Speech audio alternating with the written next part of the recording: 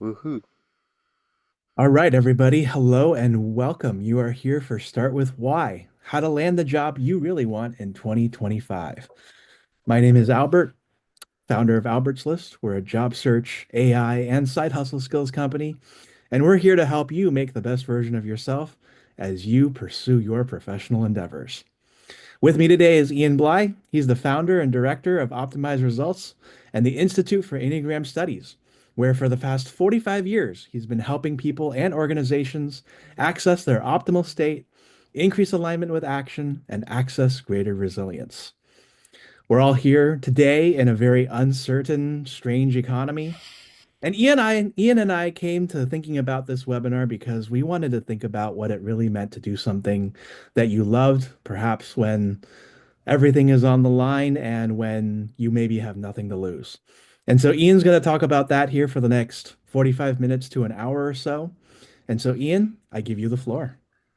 Cool, cool, cool. Well, the whole why start with why thing is kind of why start with why? Well, pretty much because we don't generally. It's as simple as that. And I don't want to denigrate things like strength finding processes, but there are inherent flaws with that as a singular focus. You might ask why? Well, many times we become good at things as a result of needing to, as a matter of survival. We were in positions or situations where we were in stress and we had to figure out how to get out from under. And if we make that situation our future, we're basically putting ourselves into that same emotional state of stress and survival.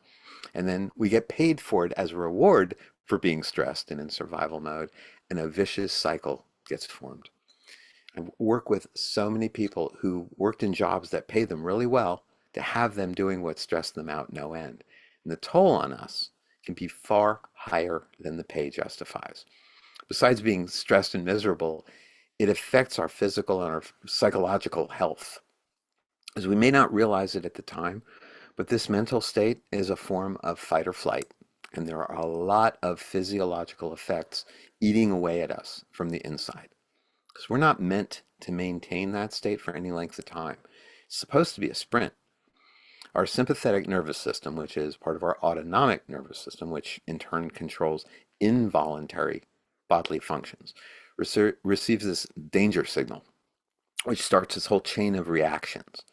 And this is where your limbic system gets involved and your amygdala prepares you to run or fight.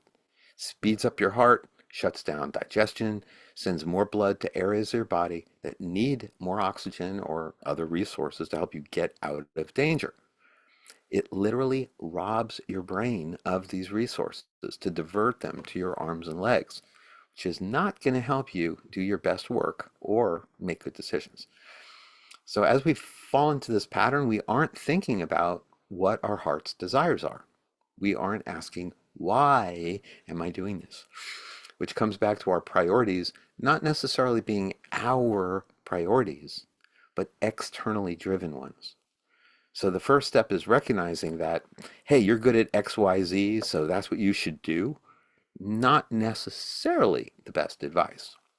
As I said in the outset, just because you're good at something doesn't mean that that's the best thing for you to do. For example, let's say you grew up in a really chaotic household, striving for some kind of order and predictability. And to survive, you got good at dealing with the chaos, although it stressed you out.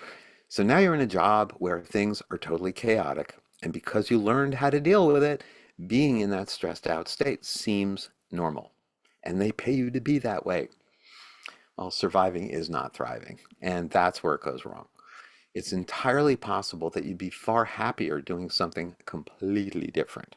For example, let's say you're really passionate about health and nutrition, and your workday fighting chaos is doing nothing for you but stressing you out for the paycheck. Well, only scarcity is saying that that's your only option. Even if the pay wasn't as much elsewhere, you'd be so much happier and healthier, you could actually enjoy your time here on Earth instead of praying for that temporary escape we call vacation. Imagine working in a field that truly excited and motivated you every day. Remember the old cliche of jumping out of bed happy? Well, that requires putting aside advice from the outside and really understanding who you truly are inside. The why you do anything comes from who you truly are. So, how do we get a beat on that? Values. Your values drive almost everything about you. Your values drive your motivations, your responses, your perceptions, your reactions. In other words, they are you. You are the pebble that makes the ripples in the pond. And when we embody and live by our values, we feel powerful, energetic, unstoppable. When we don't, we feel ashamed, small, and like we're faking things. Good old imposter syndrome. So, either way, they're having a huge impact on who we are in the world. So, step one is identifying our core values and giving them the importance and the significance that they deserve. During this process, we often uncover a lot of those doings masquerading as values. I actually had an interesting conversation about this recently where someone was answering the age-old question, who are you? With, I overcome challenges. Now, this is a great thing to do, but it's a thing we do. If we look at how and why we overcome challenges, we're going to likely see things like strength, resilience, and tenacity. Those are values. And without those values, would we overcome challenges? So it's not about the doing. Our values are what give us the desire and the ability to achieve what we achieve. Thus, the values say far more about who we are than the things we do. This is especially true when the things we do are based on shoulds or someone else's values. Again, you're the pebble that makes the ripples. The ripples are not who you are. For some people, it's a little tricky for them to identify their values as they've been thinking of themselves as human doings versus human beings for so long. And for this, I have a silly little trick that works really well. Think of something that ticks you off. The exact opposite of that is most likely one of your values. For example, if lying ticks you off, honesty is one of your values. If meanness ticks you off, kindness is one of your values. If incompetence ticks you off, competence is one of your values. This is the easiest way to get a head start on your list. And be extra cognizant of that tendency to name actions or activities as values. The values come first. Another place I've seen people have a problem identifying values is when they come up with something like family as a value. And family is a group of people in relationship, not a value. In fact, it's pretty obvious that the word family is going to mean different things to different people. For some, it may represent the values of love, protection, and safety. And for others, it could mean the total opposite of those values. The relationship isn't a value. How we relate in a relationship will be dictated by our values and how we might compromise on them for that relationship. So they come into play either way. They're always going to come first in the equation. So when it comes to identity, we need to remember that we're the physical embodiment of these values. And you can pick any, some, or all of them as your adjective, and they speak to who you are. The more values you identify, the more accurate a picture of who you are shows up. It's like more pixels, increasing resolution. So stating this embodiment is what affirmations are really supposed to be about. When we look at ourselves as the embodiment of our values, we feel very differently about ourselves. For one thing, we like ourselves a whole lot more. When we look at ourselves as human doings, we tend to do a lot of comparing and judging and criticizing, and we're probably not looking at ourselves in the best light. Everything we haven't done tends to define us. We compare ourselves to others and we're totally discontented. For many people, even looking at the achievements they have done will get followed by a, yeah, but I haven't done XYZ. So in contrast to that, look at the kinds of affirmations that come from embodying our values. I am kind. I am considerate. I am honest. I'm improving my patience. You see how much better you're going to feel about yourself? You take that person, who you really are, and look at what that person wants their lives to be about. Now we have a vision for our future that a job will be the vehicle to take us to a life we want where the job fits to the larger plan.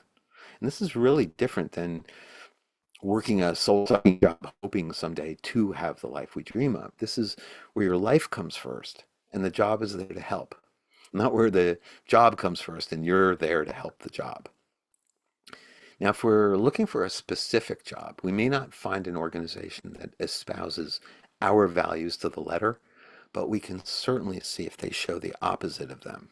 I guarantee that working for an organization that's out of sync with your values is going to be a miserable experience, regardless of the pay. It's like swimming against the current and getting eaten up a little bit every day. And if we address the aspect of pay being the only or the primary criterion, we're more likely to compromise on our values, which will likely lead to a lot of compensant, that's a fun word to say, compensatory activities that aren't necessarily healthy. An easy metric. If you need to have a drink after work to decompress, it means you're being compressed at work. And that's kind of a job description, being compressed and stressed out for pay, which is probably not the job description you'd go out there looking for. We're not even adding in how much more we'll actually spend to feel better, from substances to buying things to therapy. So let's try adding happy and healthy to the criteria, and that means being who you really are and doing what feeds and nourishes you. And the scramble for high pay can also have some hidden problems stemming from external pressures that aren't actually necessary. We can remove them. Working with clients with huge salaries who are also miserable and whose relationships aren't thriving seem to have certain things in common. And one of the most common issues I've seen is how they're paying to have others almost live their lives for them, from grocery shopping to laundry to cooking to dog walking and more. They work themselves into the ground to pay for it all, and they aren't doing anything that brings them joy until they spend more money to escape with that vacation. We forget how much fun it can be to shop and cook together, take walks together, do things together that bond us far more than texting from work, especially texting that we're going to be late. We get convinced by many marketing messages and external voices that we don't have the time to live our lives fully. We need to pay others to do it, so we have more time to work and make the money to pay them. There's a big hole in that logic.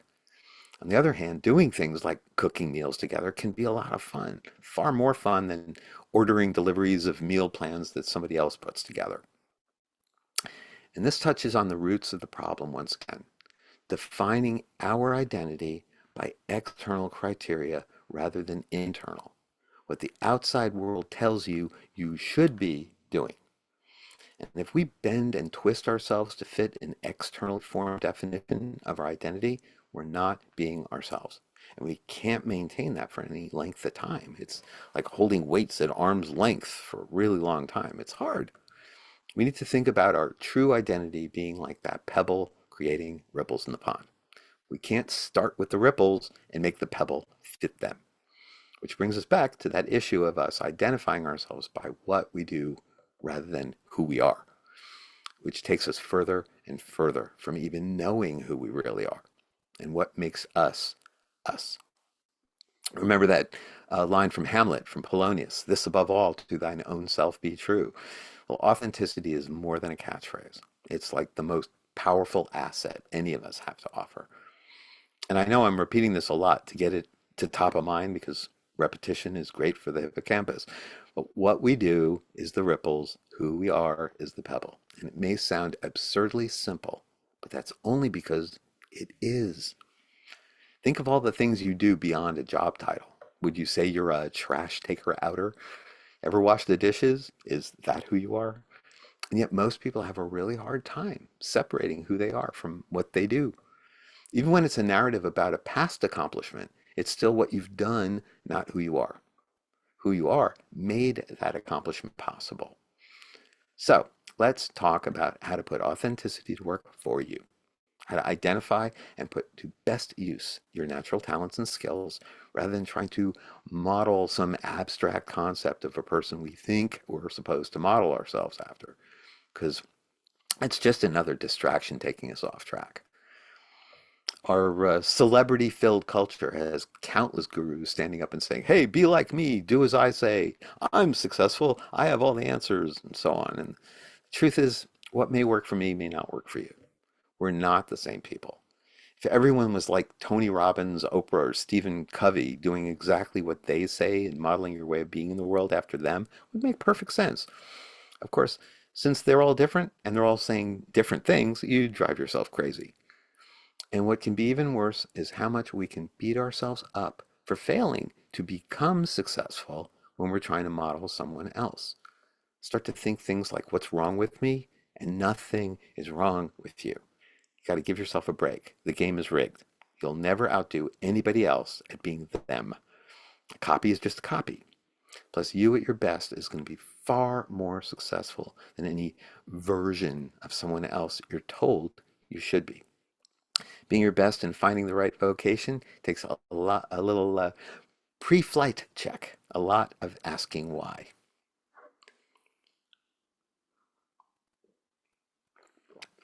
And I'm using the word vocation on purpose, as there really are different levels of employment. At the bottom is a job, which a friend of mine said is an acronym for Journey of the Broke. The next level up is career, which comes from the Latin carus, which means chariot or cart. That's a vehicle that takes you somewhere.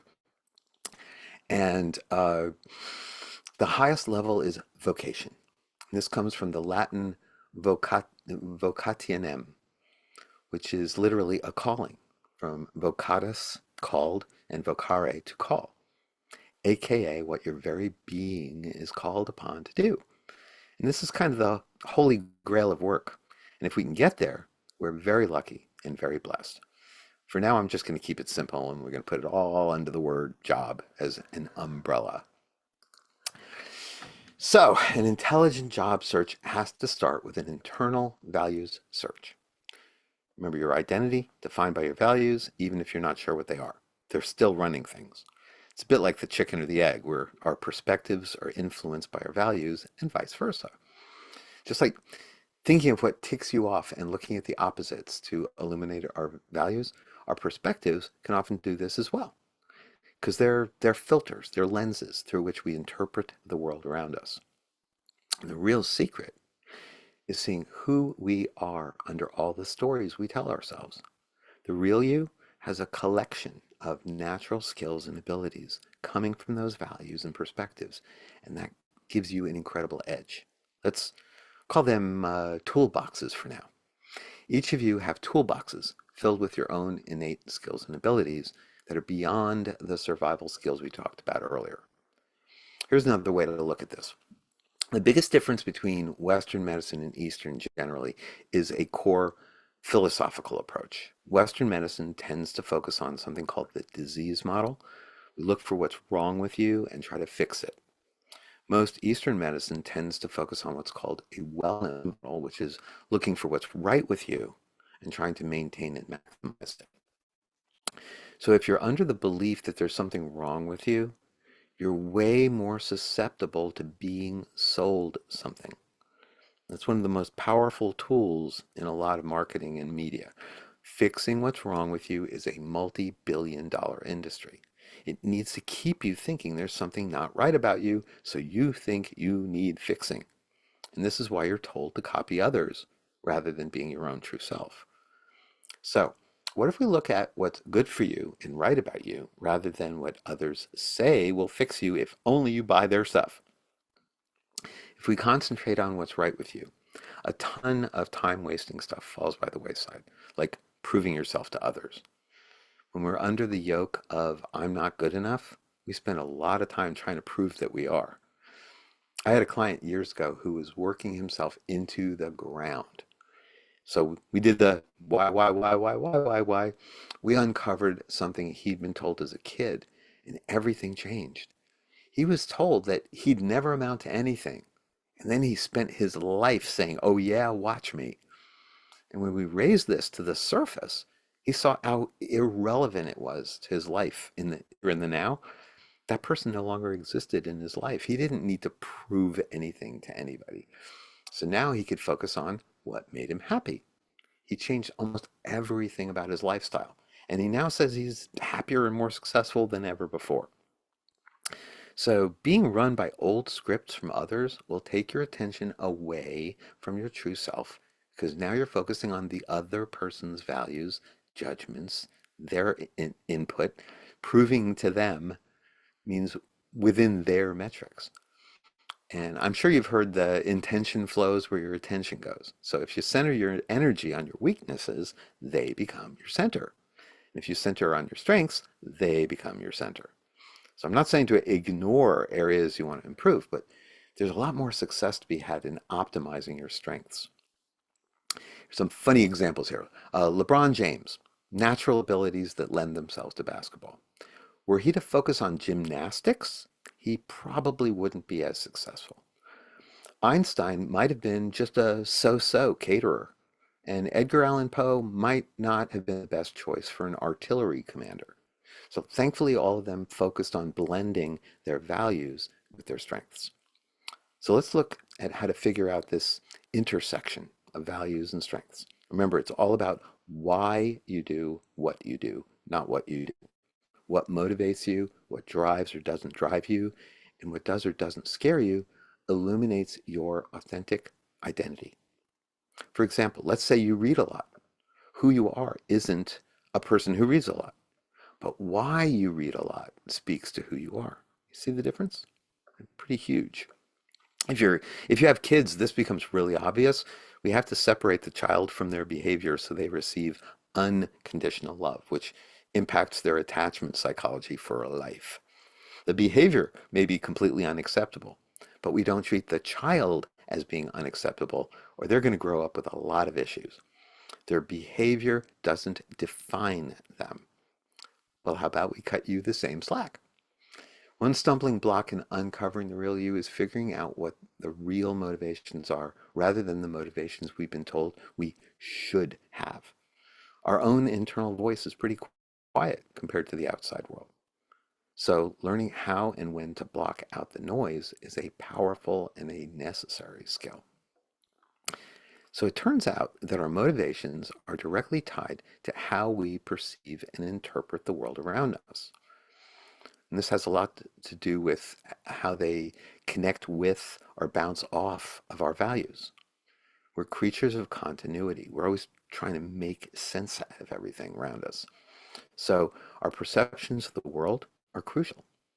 They really drive the bus. And as we know, we can have totally different perceptions of the same events. But how does that happen? Perspective. Your perspective is the first part of this chain of events. Your perspective drives your perceptions. 5 people witnessed the same car accident. Each has a slightly different story to tell. Why do they have different perceptions? Their perspective. Who was standing where? What did they see? So now we've got a pattern that makes sense.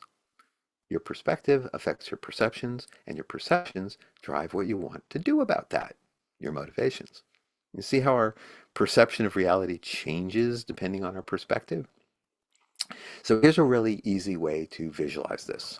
Picture us sitting around a circle at the beach. Some of us see ocean, some of us see only sand, and some see little bits of both. Each has a piece of the puzzle, and yet we often get really stuck in a totally unproductive, I'm right, no, I'm right scenario. When what others do or say makes no sense, it's actually that they make no sense from our spot in the circle. If I only see ocean and you're telling me about the sand, I don't get it. If I'm sitting where I'm facing the sand and I don't see the ocean and you're telling me about the ocean, it doesn't make sense. From their spot, we're nuts, right?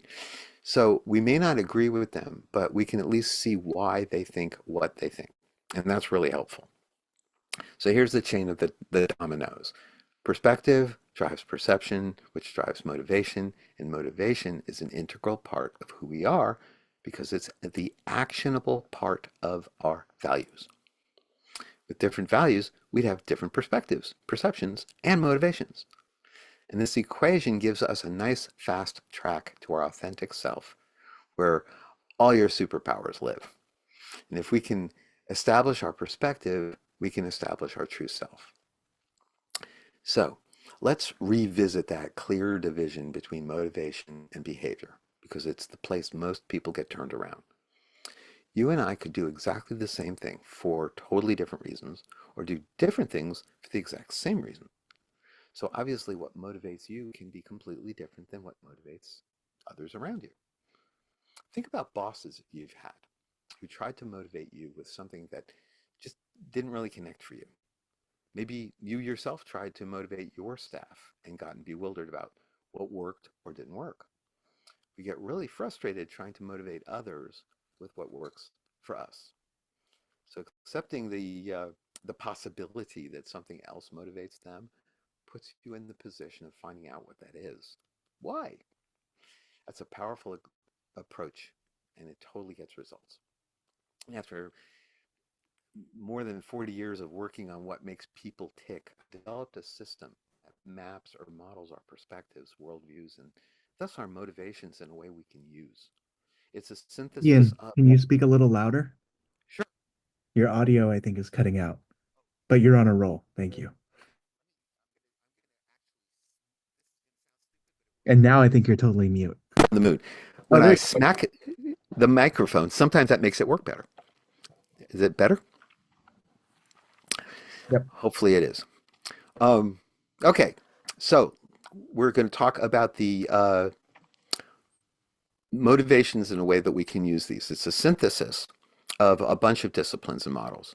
I sort of cherry picked from a lot of different models, so I call it a supermodel, and it includes that circle on the beach. So to accommodate our time, that's going to be a big part of what we look at here.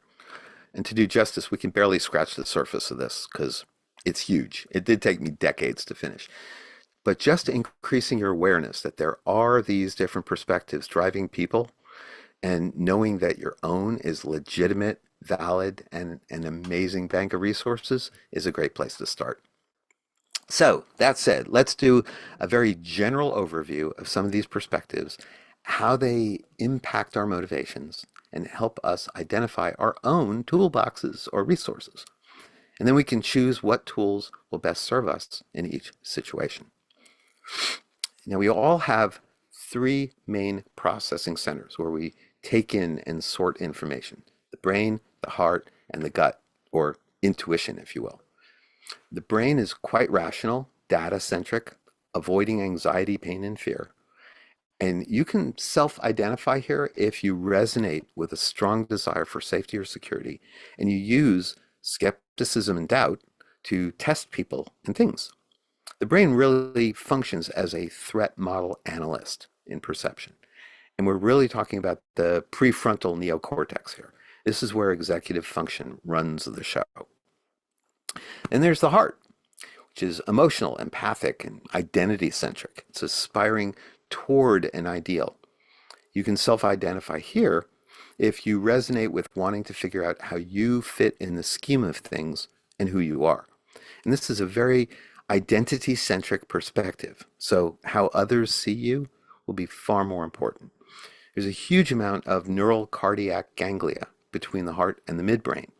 Information is processed very differently. There's really no linear logical analysis. Emotions are running the show. Then there's the gut, which is intuition. It's very rightness centric. It's focused on making things and people right. You can self identify here if you find yourself wondering, why can't people and things just be the way they should be? Since reality is rarely how we want it, there's often a lot of anger connected. And that anger is often very submerged or stuffed. There's a huge amount of gastric ganglia between the gut and the midbrain. Again, information is processed very differently. There's actually more of the neurotransmitter serotonin in our gut than there is in our brain. Our body takes in information that eludes logic. We get the heebie-jeebies without knowing why, and that's what we call intuition. So neither of these midbrain processing centers is fully understood, as they don't compute like our neocortex, but they absolutely have huge impacts on how we process incoming information. In addition, each of these three areas each have three distinct ways of dealing with that intake and sorting system. And we'll get into all nine in a minute. But an important and exciting piece of this is that each of us has more than just one way of looking at things. There's your primary perspective, or the main way you take in and sort input. Then there's how you see things when you're all stressed out. Things look different when the mountain is crumbling down on you. Everything looks different because you basically got up from your spot in the circle and sat in a different place. And then there's how you see things when you're calm and confident. Once again, got up from your spot on the circle and sat in a different place. Different perspective from the top of the mountain. So as I go through describing primary or core perspectives in a minute, remember that you have these others as well.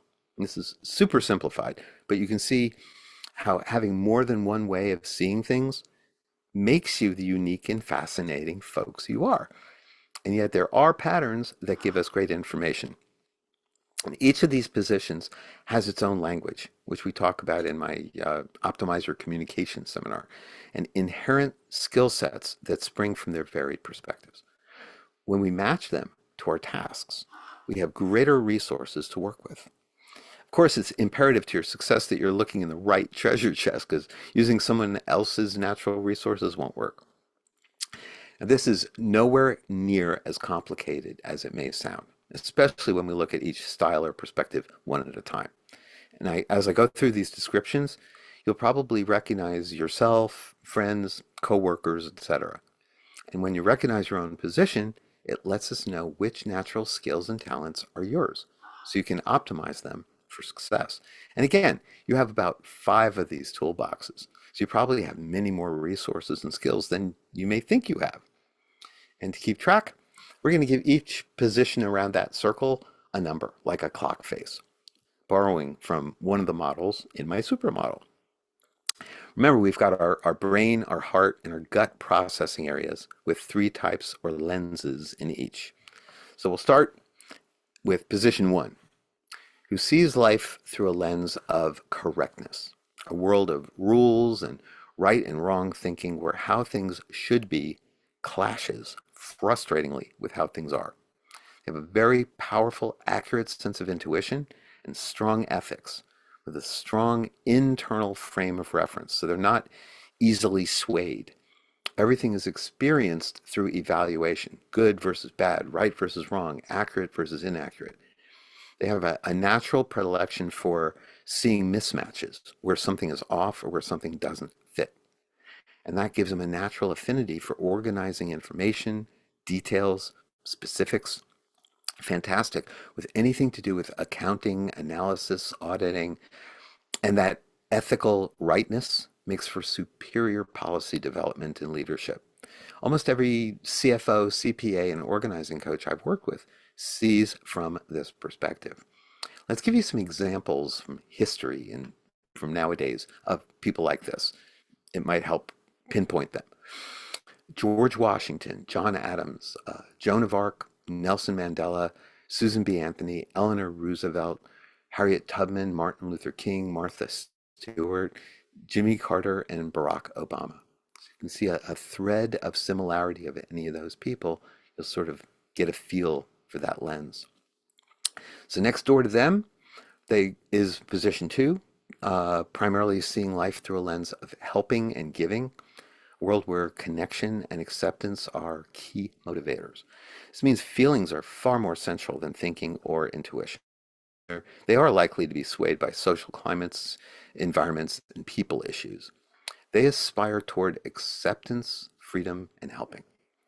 They have a natural ability to empathically read others' emotional states and match them.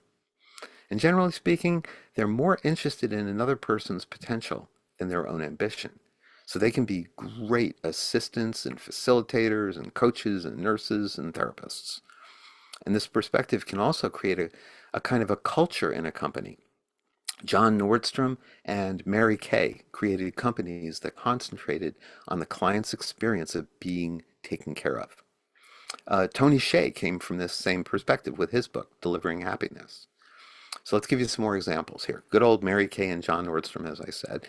Well, let's add Alan Alda, Mother Teresa, Mr. Rogers, Barbara DeAngelis, Dolly Parton, Desmond Tutu, and Jesus Christ. Next to them, position three, very, very common in the United States. They see life through a lens of accomplishment, a goal-oriented world, and probably the most susceptible to that big lie that what you do is who you are. It's the most rewarded way of being in the culture of the United States, so it's very common. And although their feelings motivated, they often keep them in check to not get slowed down, which is very important to them to not get slowed down. Their external frame of reference, they listen to people a lot, they look at people a lot. It connects and drives them toward what others value. This is important, what others value they take on, and they aspire toward that ideal of success. Visual, vis, can I talk? Visualizing the winning combination in any area and being exceptionally competitive. That competition really shows up in a lot of the gigs that they end up working in.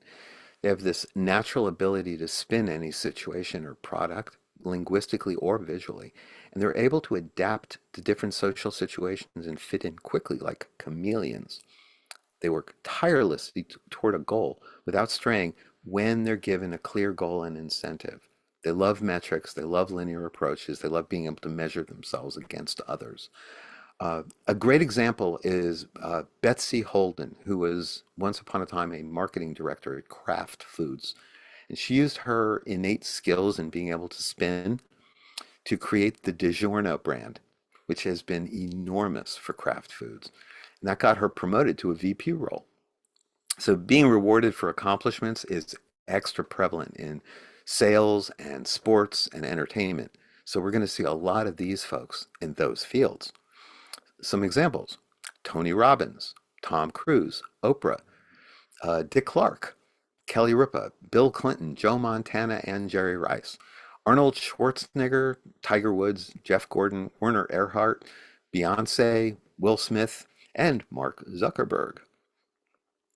And next door to them, position four, they see life through a lens of aesthetics and longing, always seeing what's missing in the here and now and how beautiful things could be if only. And this is another example of having a natural ability to see mismatches where something is off or it doesn't fit. Like some of us would look at a row of black chairs against a wall and we'd just see a row of black chairs. They're going to see the one that has a small tear or slightly different material. They're deeply feelings motivated and driven with a deep need to be recognized for their uniqueness.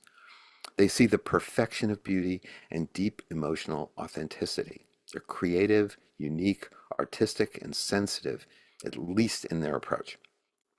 And they're able to stand in the deep end of the emotional pool without any fear of being swallowed whole. So they can do things like hospice without freaking out at all. They're totally comfortable in it. They have a very strong external frame of reference, very susceptible to the environment and other people. They're in a constant internal conflict of feeling somehow broken or something's missing and also special at the same time. A name you may not be all that familiar with, Chuck Williams of Williams Sonoma. He's the guy who built Williams Sonoma.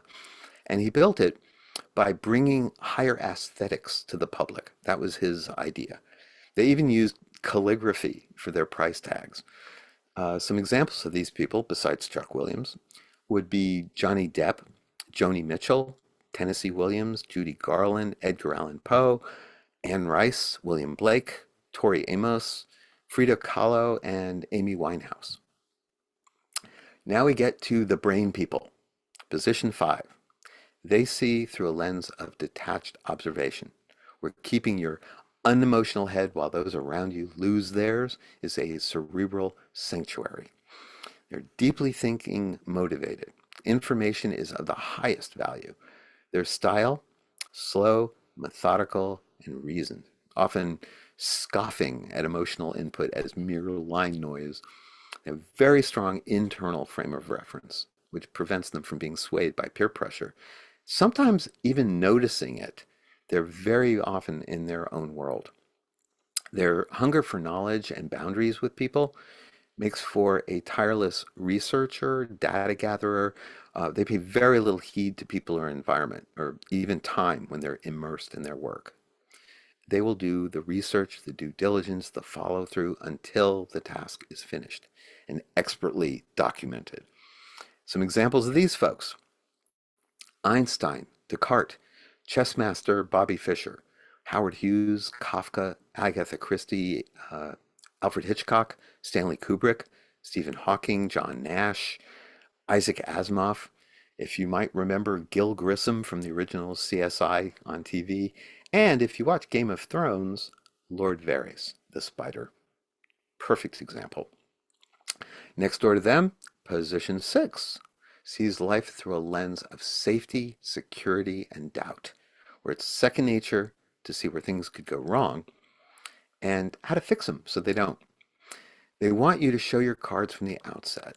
They always feel the need to assess your true motives. Thinking driven, filled with questions because what you don't know could hurt you. Now, they're sometimes counterphobic, running into scary situations to prove they're not afraid. And they're sometimes phobic, to where they can be paralyzed by overanalysis and running worst case scenarios in their heads. Between extremes, the desire to problem solve in conjunction with their keen ability to run those scenarios can give sixes a powerful problem solving ability. Their external frame of reference is usually to take in information that could affect safety or security. And along with the prevalence of engineers, their keen observational skills often take them into stand-up comedy as well. The familiar, did you ever notice? They're so observational. Some examples of these folks include Neil Armstrong, Woody Allen, Alexander Graham Bell, Henry Ford, Ray Dolby, J. Edgar Hoover, Ron Howard, and Tom Hanks, Chris Rock, Dilbert creator Scott Adams, David Letterman, Malcolm X. Again, back to Game of Thrones, Lord Baelish. And again, a high percentage of engineers fixing things so they don't break. Next door to them, position 7 sees life through a lens of variety sampling, where enthusiastic brainstorming and fun activities never stop, and someone else can deal with the details. Shooting down their ideas, however fanciful, crushes them. Criticism is kryptonite. This is one of the ways that you can tell someone is a 7. They are incredibly allergic to some. They're very thinking motivated, running from the unpleasantness of fear and anxiety, with the belief that whatever they cherish most will be taken away. They love freedom and rebellion as much as they can't stand limitations. They have an uncanny ability to see systemic connections between disparate things. Very, very big picture, like looking from a plane or a satellite at the world. Their internal frame of reference and their counterphobic compulsion fuels very courageous and unconventional thinking and activity. This list of 7s will probably speak for itself in terms of skill sets and natural talents.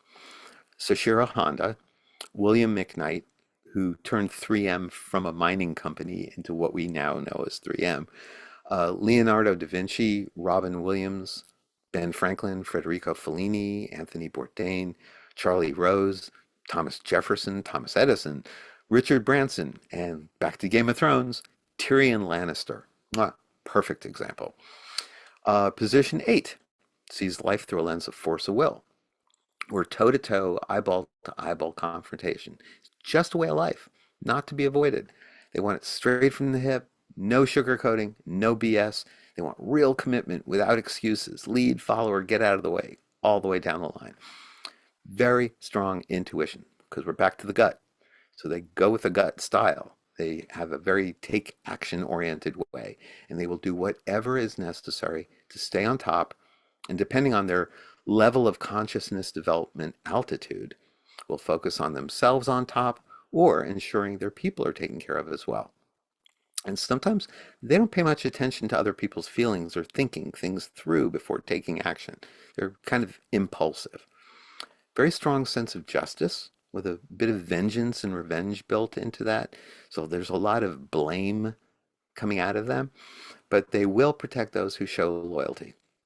They aspire toward power, control, fairness, and justice. They avoid vulnerability at all costs. They have a natural ability to see patterns, whether they're behavioral, visual, or otherwise.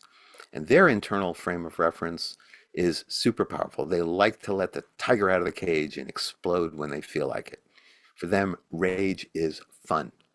So with them, we have uh, LBJ from the 60s, Jack Welch of GE, FDR, and Teddy Roosevelt, guitarist Ted Nugent, Ernest Hemingway, Indira Gandhi, Robert Mitchum, Jack Nicholson, Sophia Loren, General George Patton, and from Game of Thrones, we have the Hound. Again, a perfect example. He's like classic.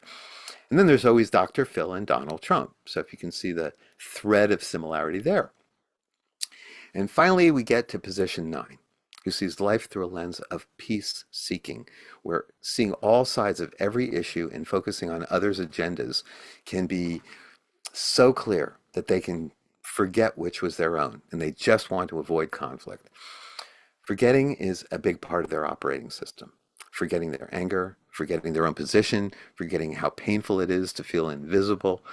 They have a very strong sense of intuition, but they don't necessarily follow it. They see everyone else's position, empathizing with the heart, analyzing with the brain, while sort of intuition balancing the input. And this highlights their strong external frame of reference, as they're so very influenced by people and environment. They may be kind of difficult to get a direct answer from. To avoid conflict, they can appear to agree when they actually don't. So they're great at the sure, I'll do it. On the flip side, when they occasionally do stand their ground, it can feel like they're overcompensating. They get a little bit on the stubborn side.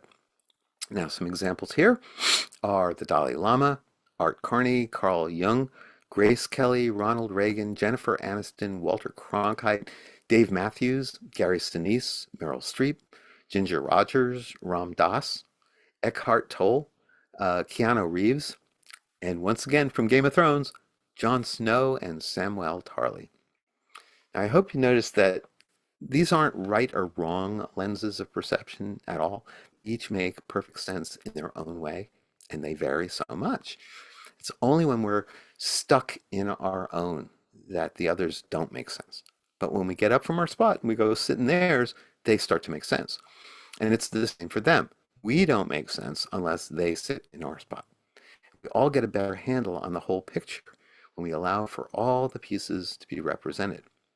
So keep in mind that each core perspective has that stress perspective and the calm perspective.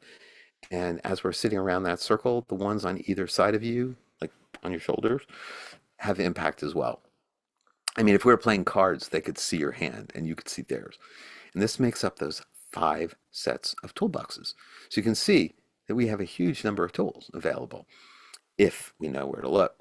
So I want to reiterate that this is a major overview, very general, very condensed. It's like flying over the Grand Canyon and looking out the window. So getting a more hands-on experience is a deeper story. That's where my workshops and coaching get into very targeted, specific, powerful work with individuals and work groups. Mapping people to their natural talents and those talents to their desired outcomes that's my vocation, passion, and calling. Applying this level of understanding in your life, understanding yourself and those around you, it gives you an enormous advantage. Oh, and since it opens the door to blame-free, conflict-free communication, using this model of understanding also works great with couples, which are also known as very small work groups. And I want to leave some space for questions. So come on back, Albert.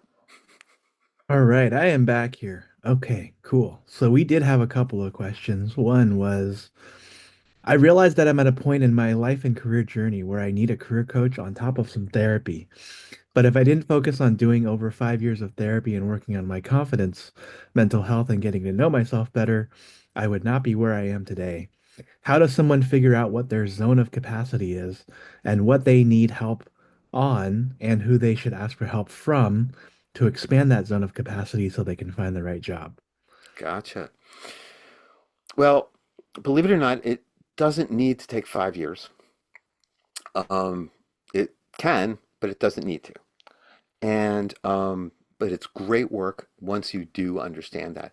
And knowing that, again, if you look at, as I was saying, you have basically five toolboxes from that grouping. There's a lot of things that you are naturally suited for. Like I said, with say in position two, and all this stuff is on my optimized results site, so you don't need to remember it. Um, Being a helper, being somebody who naturally is inclined to say, "What can I do for you?" That's going to direct you towards certain positions. It's also going to open up vulnerabilities like, "Oh, gee, I need to learn how to do good boundaries," because you can, lay down in the mud puddles so people don't get their feet dirty. Um, but the only way that you really find out what your edge is, unfortunately, is hitting it. Because we don't know how far we can go until we go off the cliff. And it's like, whoops, that's a little too far. Let me get back. Um, so overanalysis of holding yourself back, literally hold yourself back. And you can do an awful lot of visualization and contingency planning where, okay, if I do this, what are the possible results? And if something is terrible, then it's obviously not the thing you want to do. But you can pull yourself back from it before you do it. And I saw that somebody did actually, I think Jessica had said something about the Enneagram. The Enneagram is to this model that I'm working with like a scalpel to a surgeon. It is one tiny tool, and it doesn't come from Riso and Hudson, who connected it to the from the Arica school, which was devised by a guy named Naranjo, who got it from a school that he learned from in Chile, from a guy named Ichazo, who got it from an 1897 book going back to George Gurdjieff, who took it from a multi-thousand-year-old system that the Sufis were using. So it's not actually just about personality. It's not just about, there's an Enneagram of water, there's an Enneagram of digestion, there's an Enneagram of music. Um, Going through the triads of solid, liquid, and gas, you have precipitation, condensation, evaporation, same numbers. It works its way. It is a system of natural shifting. So it's much, much bigger than personalities. Awesome. I don't see any other questions. You've gotten a lot of great, fantastic feedback. I think a lot of comments that I see here is that is that you're saying what folks have wanted to hear. There's one here on let's see here. I zoom down a little bit. I think so many people, particularly those who hustle so much, really need to hear what you have to say, Ian. It's so awesome to hear all of this as I've been getting busier at work and embark on an exploration of what's next, whether it's remaining where I am or somewhere else. Absolutely. The hustle is so externally driven, and there's so much around proving oneself's worth, which is kind of absurd because Mhm. you're invaluable, like right off the bat. If I could sort of sum up a little, there's there are all these different tools that you can use depending on the circumstances you face. Because sometimes when you're totally stressed out, you'll have access to those tools that you need. But all of these voices in your head, I don't, if you ever see something called Sense8 on Netflix, it's the whole show is a metaphor for this concept. They have a cluster of people who share telepathy and empathy on a level where they feel each other's feelings and they think each other's thoughts, and they can dip into each other's resources. And this is where it really works out. one of the characters flies to France, and all of a sudden he can speak French. And he's from Chicago, never spoke French in his life, but one of the other people in his cluster speaks French. So he has access. So each of us has access to those kinds of tools. So imagine knowing that the voice saying not to go for that dream job is only your stress point's opinion, and that your true self is ready and yearning for it. So knowing there's this chorus in your head allows you to hear all these voices and know that you can get up from one spot in the circle and sit in another and have them all pulling together in harmony towards your chosen goals is like having multiple horses pulling your cart. So all that stuff about, you're not who you need to be, you're exactly who you need to be. The only thing potentially holding you back is not knowing what all your resources are, or perhaps how to access them. But once we know our positions on the circle, it opens all those doors. We know our fixations, we know our motivations, our drivers, our stumbling blocks. We can apply who we really are and be way more successful. So you have the most awesome gift to offer, okay? The real, authentic, limitless you. Don't ever worry about modeling someone else. It's you that's going to live with, that you're going to live with. It's you that's going to be looking at the mirror. And if I can quote from my book, Kind Ambition, let go of the background noise, the inner critic, the past, the future, fear, and anxiety. All you got to do, be present and connect. It's going to blow you away how much that works. Awesome. And it's so All easy. right. Clear as mud, right? Love it. Love it. Love it. All right. Absolutely. Well, we are at the top of the hour. Any final thoughts? Anything that, folks can connect with you on and so forth? Absolutely. Well, the easiest way on ianbly.com, there's a little link that says, hey, let's have a conversation. And all you do is click on that and you're on my calendar. It's like, oh my gosh, that difficult. And it's just a conversation. No obligations, no nothing. Yeah. Your website where? ianbly.com. Ah, here we go. I see the link. Yeah, I have two. The Optimized Results is my since 1998 website, so it's HTML and it's huge. Um, but to be responsive code, I started another one. So ianbly.com is my responsive code site. And they're not identical, they're slightly different. Yep. Well, I just dropped your 30-minute meeting request in the in the chat. Woohoo! Cool. I hope everybody's signing up because I still see openings on Friday tomorrow, and we want to get you busy. Cool, So, cool, cool. Yeah.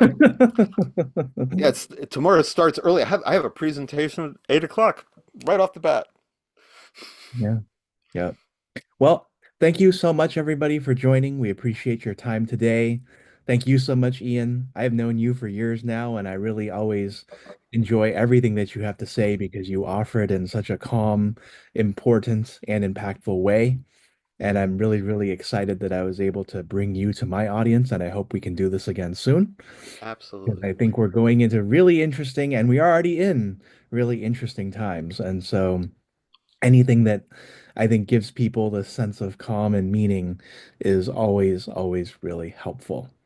For those of Absolutely. you watching still, thank you so much for staying here. Oh, Ian, did you have something extra to I was say? just going to say, making the Yeah. complex simple Yeah. is one of my favorite things to do. I think that's where you and I connected originally, was just Oh, like yeah. taking really complicated stuff and like it can be so much simpler. Yeah. And I mean, that's the engineer in you that likes that explains and simplifies things, which is fabulous. So, Who yeah. would have thunk a design engineer would end up a philosopher? You know, that's the beauty of careers, right? You never know where you'll end up being. Bingo. Yeah. So, Big well, love to everybody. Thank you so much for coming.